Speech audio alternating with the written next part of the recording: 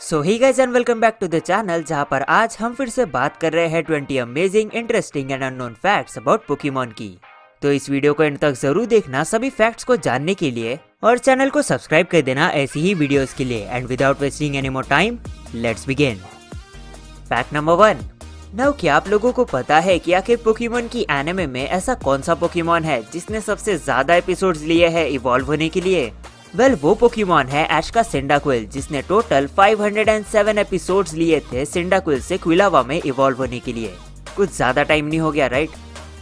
Fact number 2।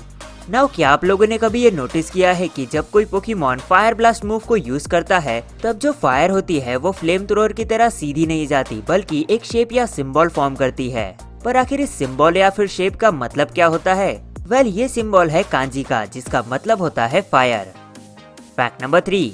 तो क्या आप लोग जानते हैं कि जो पोकेमॉन है पैरासेक्ट, वो एक्चुअल में पोकेमॉन वर्ल्ड का एक ज़ॉम्बी पोकेमॉन है। बिकॉज इस पोकेमॉन के एक पोकेडेक्स एंट्री के अकॉर्डिंग इस पोकेमॉन की पीठ पर जो मशरूम है उसने एक्चुअली इस पोकेमॉन की ब्रेन और बॉडी पर पूरी तरीके से कब्जा कर लिया है, और शायद इसी की वजह से इसकी जो आंखें हैं वो पूरी तरह से व्हाइट है। Fact number 4। नाउ क्या आप लोगों को पता है कि आखिर पोकेमॉन वर्ल्ड का सबसे इंटेलिजेंट पोकेमॉन कौन सा है?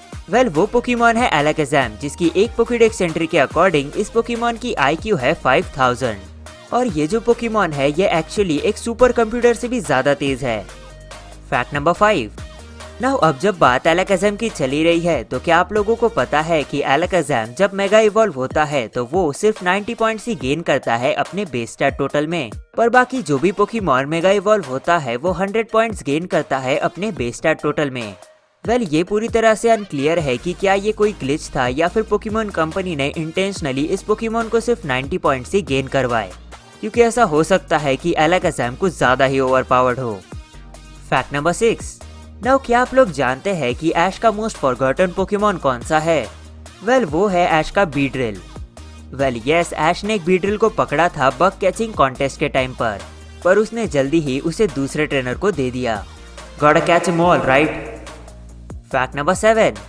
नाउ पूरे पोकेमॉन वर्ल्ड का सबसे weakest Pokemon base stat total के अकॉर्डिंग है विशिवाशी, जिसका टोटल बेस स्टैट है सिर्फ 175। एंड सेकेंड नंबर पर है ब्लिम्बग एंड सनकरन, जिनका टोटल बेस स्टैट है 180। एंड थर्ड नंबर पर है स्नॉम, जिसका टोटल बेस स्टैट है 185। Fact number 8।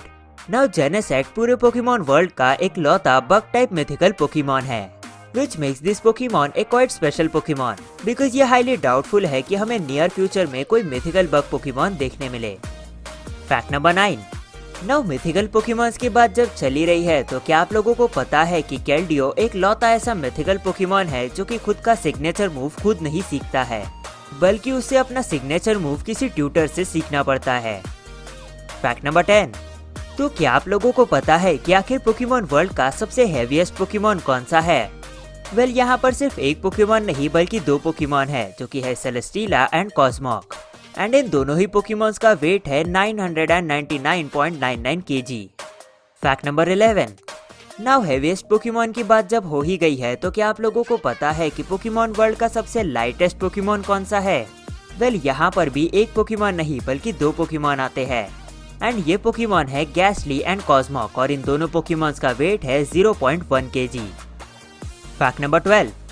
नाउ क्या आप लोग जानते हैं कि जनरेशन 2 और जनरेशन 7 दो ऐसी जनरेशन है जिसमें हमें एक भी फॉसल पोकेमॉन इंट्रोड्यूस नहीं करवाया गया है, which is really sad considering कि जनरेशन 2 और जनरेशन 7 दोनों में ही काफी बेहतरीन पोकेमॉन्स थे, एंड इवन जनरेशन 7 में तो पोकेमॉन कंपनी के पास मौका था कुछ बेहतरीन हवाइन फॉसल पोकेमॉन्स बनाने का। Fact number 13।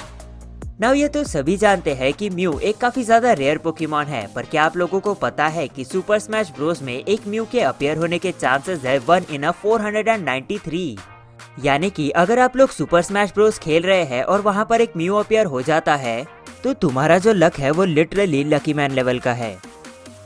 Fact number 14। Now Pokemon की एनिमे में ऐसा कहा जाता है कि डियान्सी, जो कि एक मिथिकल पोकेमॉन है, वो एक्चुअली एक म्यूटेटेड कार्बिंग है। माना ये पोकेमॉन थोड़े से सिमिलर जरूर दिखते हैं, बट कुछ भी। Fact number 15।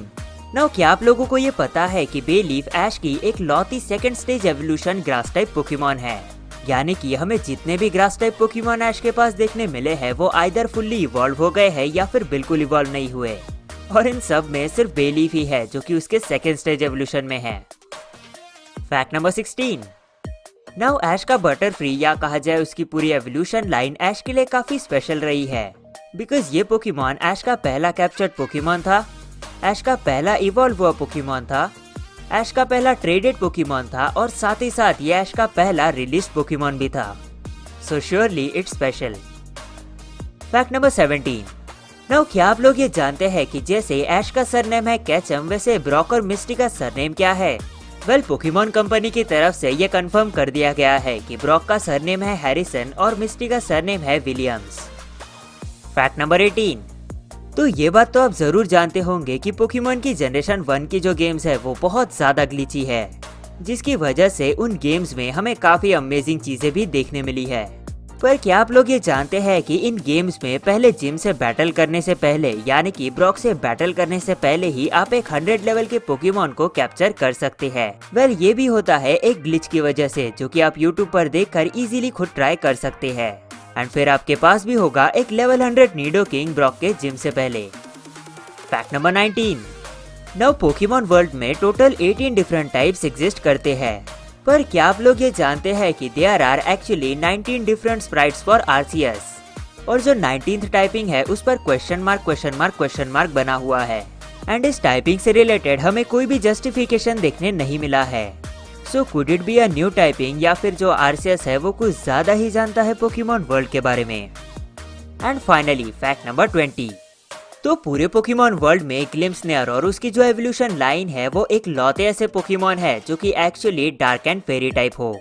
वेल, श्योरली ये टाइप कॉम्बिनेशन काफी अच्छा है, एंड ये पोकेमॉन भी काफी ज्यादा बेहतरीन है।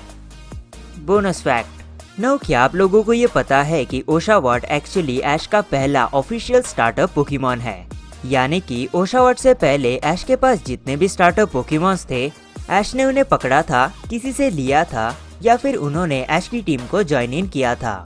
And Oshawott was the first startup Pokemon जो कि ऐश को किसी प्रोफेसर ने दिया हो।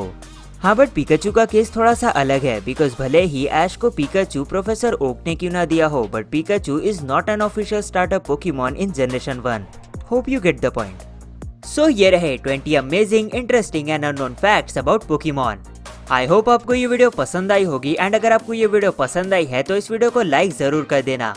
वेल, लाइक एम रखते हैं 1000 लाइक्स, एंड मैं पहली बार कोई लाइक एम रख रहा हूँ, so I am definitely sure will complete it. And plus अगर आप लोग इस चैनल पे नए हैं और आपको ऐसी ही वीडियोस पसंद है, देन सब्सक्राइब। एंड ऑल्सो मुझे इंस्टाग्राम पर फॉलो करना मत भूलना, लिंक डिस्क्रिप्शन में है। तो बस मैं सुनाई दूंगा आपको ऐसी किसी और वीडियो में। तब तक के लिए आप चैनल पर दिए गए बाकी वीडियोस को चेकआउट करना मत भूलना, and I see you in the next one. Piece.